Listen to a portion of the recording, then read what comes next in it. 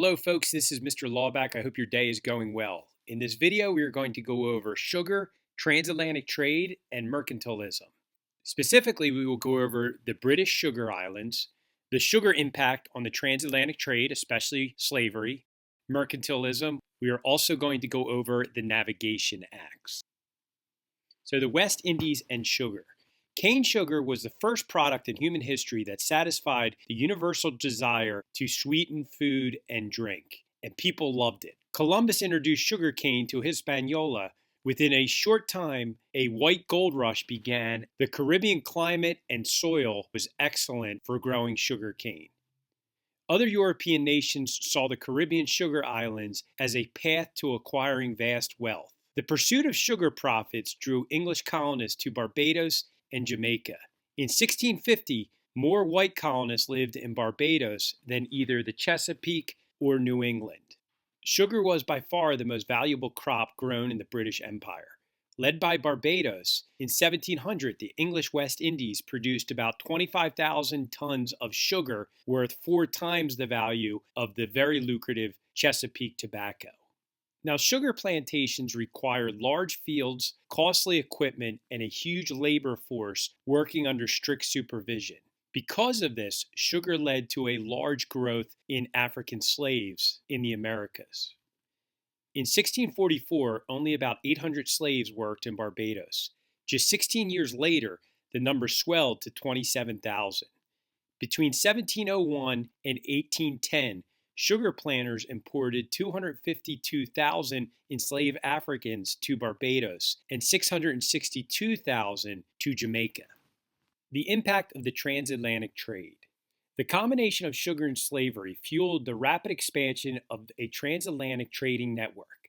By 1700, a complex network of lucrative trade routes interconnected the economies of the West Indies, the mainland colonies in the Americas, England, and Africa. It is important to note that the West Indian planters devoted almost all of their land to cultivating sugar cane. They found it less expensive to import things like lumber, fish, livestock, and grain from New England and middle colonies.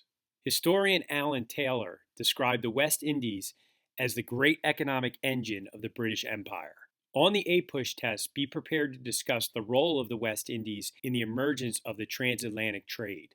Also be prepared to compare and contrast the West Indies with the Chesapeake colonies.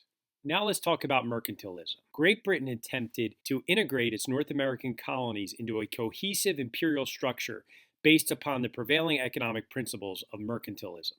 Mercantilism was intended to enable Great Britain to achieve a favorable balance of trade by exporting more than it imported. Britain expected to achieve this goal by purchasing raw materials from its North American colonies and then selling them more expensive manufactured goods.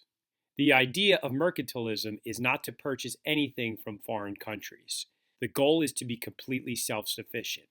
Mercantilism protected English industry while making the colonies dependent upon the mother country. Now, enforcing mercantilism.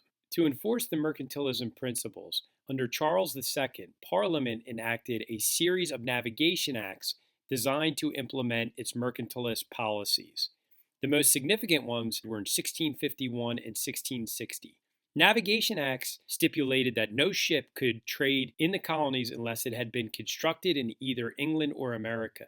In addition, certain valuable enumerated or listed goods such as sugar, tobacco, rice, and indigo had to be transported from the colonies only to an English or another colony's port. It could not go elsewhere in the world. The Navigation Acts had the unintended consequence of encouraging the growth of maritime commerce and shipbuilding in New England. The Navigation Acts were not rigorously enforced. Prior to 1763, or the end of the French and Indian War, a long period of salutary neglect enabled enterprising colonial merchants to successfully evade burdensome mercantilism regulations. This became known as smuggling. For example, New England merchants reaped great profits trading fish and lumber to the French sugar islands. As a result, the colonists developed a growing spirit of economic independence. Many colonists began to resent Parliament and the leadership in London. As you can imagine, and as history would tell us, this helped plant the seed for thoughts of independence in the colonies. Now for a couple of big takeaways. Sugar production was huge in the West Indies, and it proved to be very lucrative for the British Empire. It by far was their largest cash crop. Sugar products and sugar production increased the demand for slavery in the Americas.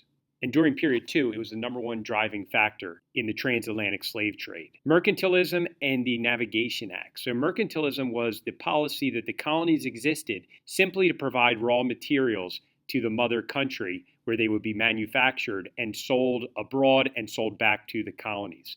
The Navigation Acts were a series of laws by Parliament which tried to enforce mercantilism principles. Salutary neglect. So although mercantilism and the Navigation Acts existed, the policy of salutary neglect was observed by the British Empire, which means they did not really enforce mercantilism and the Navigation Acts as much as they possibly could have until 1763, which was the end of the French and Indian War. We'll talk more about why they ended salutary neglect at that point.